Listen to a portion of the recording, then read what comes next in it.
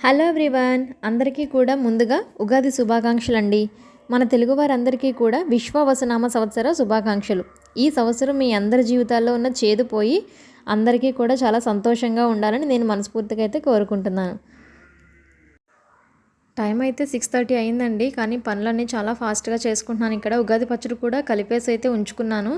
So తొందరగా పూజ కూడా పూర్తి చేసుకుని నా పనులు అయితే కంప్లీట్ చేసుకున్నాను. ఎందుకంటే మా అత్తమ్మ వాళ్ళ ఇంటికి కూడా వెళ్ళాలండి ఈరోజు. ఆవిడ ఫోన్ అయితే చేసి 8:30 టైం కల్లా వచ్చేసేయమన్నారు. ఎందుకంటే మా ఊర్లో గ్రామదేవత ధనమ్మ తల్లండి.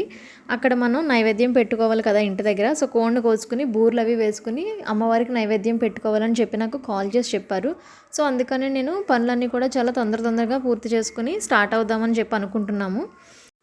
సో ఇంక ఇంటి దగ్గర నుంచి అయితే స్టార్ట్ అయిపోతున్నామండి. అప్పటికే టైం ఒక 8 అలా అవుతుంది.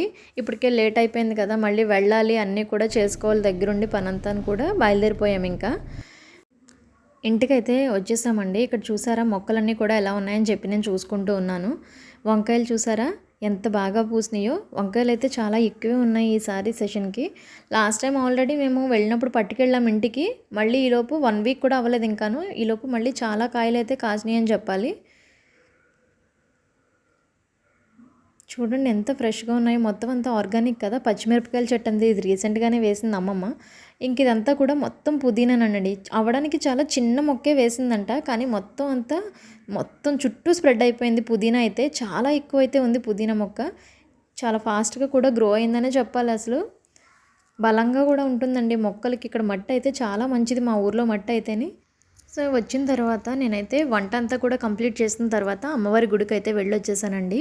మళ్ళీ ఈవినింగ్ టైం వరకు ఉంటే నిప్పుల గుండం తొక్కడం గురించి జనం అయితే ఎక్కువ ఉంటారని అన్నారు. అందుకని చెప్పి నేను, మా వారు, పిల్లలు కూడా వెళ్ళి అమ్మవారికి పళ్ళు పెట్టేసి మొక్కు తీర్చుకుని అయితే వచ్చేసాం ఇంటికి.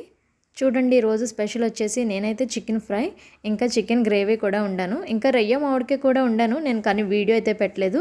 మీరు కనుక నా ఛానల్ని ఫస్ట్ టైం చూస్తున్నట్లయితే లైక్ చేయండి, అలాగే సబ్స్క్రైబ్ చేసుకుని నా ఛానల్ని సపోర్ట్ చేయండి. Thanks for watching.